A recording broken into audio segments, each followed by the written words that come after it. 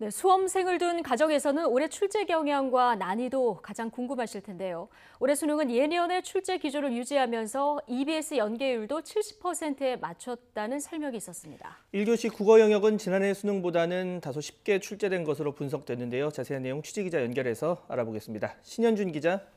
네, 신현주입니다. 예, 지금은 1교시 국어 끝나고 2교시 수학 시험 진행 중이라고 하는데요. 국어에 대한 현직 교사들의 평가가 나왔다고요. 네, 현직 교사들은 1교시 국어 영역이 비교적 쉽게 출제됐다고 말했습니다. 화상회의로 진행된 수능 국어 영역 출제 경향 분석에서 현직 교사들은 올해 국어 영역 시험은 작년 수능보다 쉬웠고 지난 6월과 9월 모의평가 때보다 쉬웠다고 평가했습니다.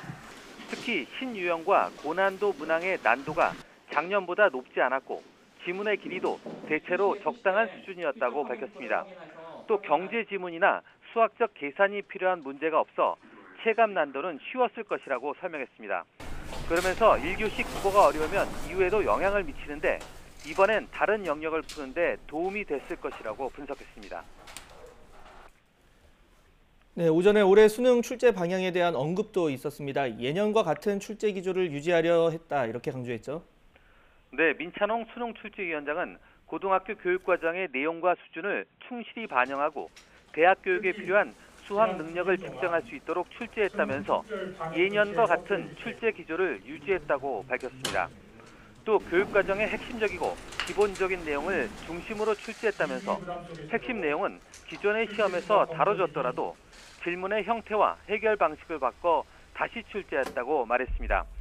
민 위원장은요, 6월과 9월 두 차례 모의고사 분석을 토대로 출제했다고 설명했는데요. 여기에서 졸업생과 재학생 학력 격차에 대한 특이점은 발견되지 않았지만 초고난도 문항을 피하고 최종 결과물이 어려워지지 않도록 애썼다고 강조했습니다. 또 코로나19로 재학생이 학습에 어려움을 겪었던 만큼 이번 수능이 특별히 어렵다는 인상을 받지 않도록 하는데 최대한 주의를 기울이면서도 변별력을 유지하려고 했다고 강조했습니다. 아울러 EBS 수능 교재 강의와의 연계율도 문항수를 기준으로 70% 수준을 유지했다고 덧붙였습니다. 네, 오늘 수능이 끝나도 수험생들은 바쁜 일정이 이어지는데요. 수능 성적은 일단 언제쯤 받게 됩니까? 네, 오늘 본 수능 시험의 문제지와 정답지는 시각장애 수험생들의 시험이 다 끝난 뒤 한국교육과정평가원 홈페이지를 통해 공개됩니다. 또 오늘부터 7일까지 문제와 정답에 대한 이의 신청을 접수합니다. 이의 신청에 대한 검토를 거쳐 정답은 오는 14일 최종 확정되고 12월 23일 개별 성적이 통지됩니다.